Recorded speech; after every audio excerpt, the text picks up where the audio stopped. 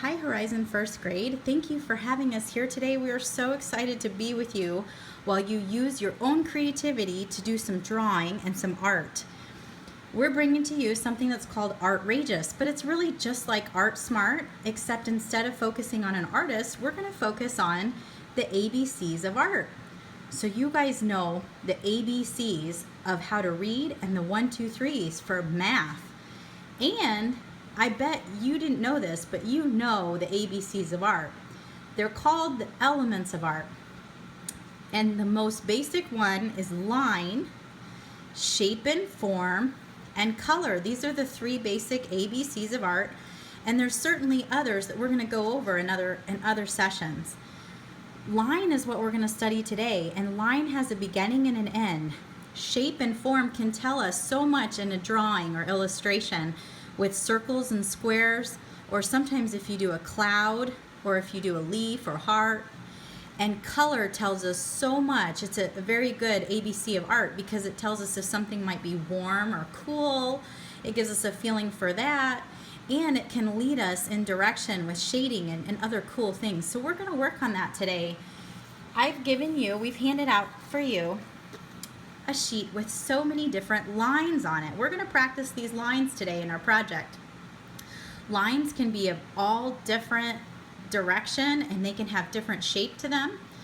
I bet all of you know how to do a straight line. And when your teacher asks you to do a drawing or illustration, you probably do a horizon line, which down below has the grass and up above has the sky, and maybe even a line that's kind of curved for the sun. That's a very basic line, but there's so many more. A zigzag line could be the teeth that you give a monster, or it could be a mountain. A dashed line could be a street.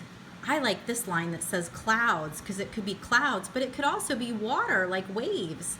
This is waves, but so too could this one be. This castle line is really cool when we do buildings. I'm going to show that in a second. Swirls could be waves too, just like that's waves. There's so many different lines that we can do that show different things. This one can show some grass. There's so many different lines, and I bet you guys know lines too.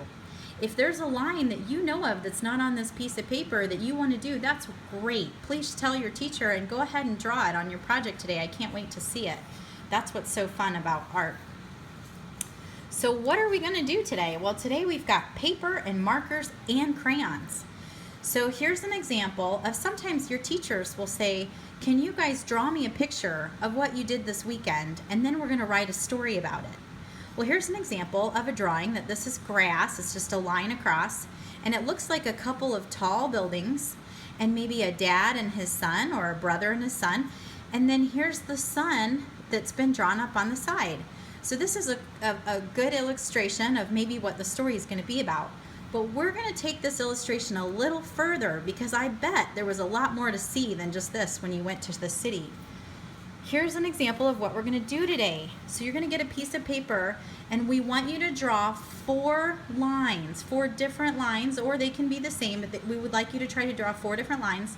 And you can see here there's a dashed line and a straight line, and this person made sure that there was just enough room to have a street, and that this castle line came in and it took up almost all the page up above because these buildings are very tall. So you can see the biggest part of this piece of paper is the building, and there's a lot of detail in the buildings, and then a little bit of the sky.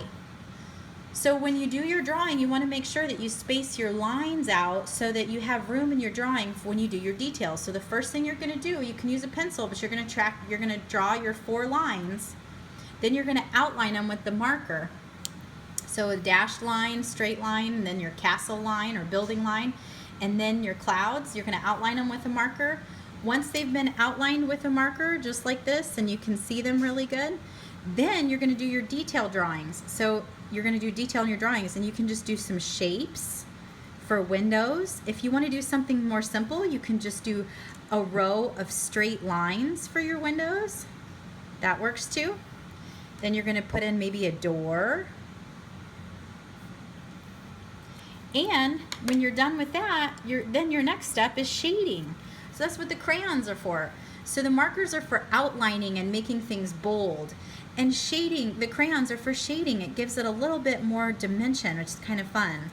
So over here we can shade in this building. So shading is done after your marker's down. You want to do it after. You want to color in your shading there. You can see that the cars are colored in. Here's another example of one we're going to do together. So we need to draw 4 lines. So this is an example of, we went and saw some water, maybe in the ocean or maybe it was a lake. And you can see there's 2 lines, maybe that's a cloud, and this is the waves. And now I'm going to add in a line across the bottom. It's going to be grass or seaweed. And it doesn't have to be perfect, but I'm going to go all the way across the page with it. And I need to add another line. So, what other line could I do? I'm going to do some sand. So I'm going to do some dotted lines down here. And it doesn't have to be perfect, but we're going to put some sand in there all the way across. Okay, so we've got 4 lines now. We're going to do our details with our shapes. I'm going to do another fish. I'm going to do an oval. And I'm going to do a triangle. Once I'm done with that, I'm going to shade it in with my crayon. I like to shade the same color, but you don't have to. You can use more than one color if you want. It'll create something different. And then the fish are going to have eyes, so I'll use my marker again over the crayon a little bit. That's a little hard, but that's okay. And we're going to make some little fins maybe with our lines, straight lines and the fins. And then I'm going to use my blue marker because maybe they blow a bubble. Looks kind of fun. They get smaller as they go up. It's going to be raining a little bit because that, I think, looks like it's a thundercloud. Now I'm going to take my crayon and I'm going to shade in. So once I'm done, I can shade in and I can show all this water and fill in the paper and shade in my project. And you don't want to shade over your yellow fish because he'll turn green. So I want to just shade lightly around him. Just like that through the whole thing. And if you can go the same direction, that's great. But if you can't, that's okay. We're going to finish up the shading. And then you want to shade in anything else that you want to shade in. So I think it'd be good to shade in the clouds. So I'm going to shade those in.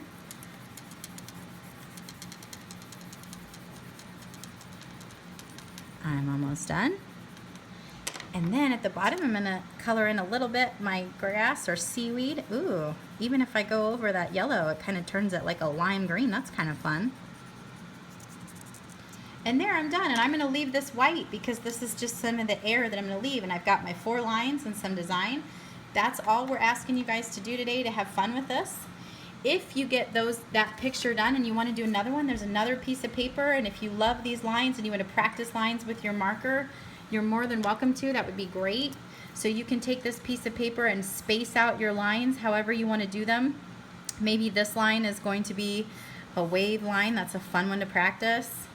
Or maybe you've got another one that you want to do a street with dotted lines. That is so fun to practice too. I like that one a lot. And then when you're done with your lines and your markers and you've outlined it, you can use your shading again. So maybe you want to shade. Maybe you just want to shade inside the loops. Green. Then maybe you want to do some green down here.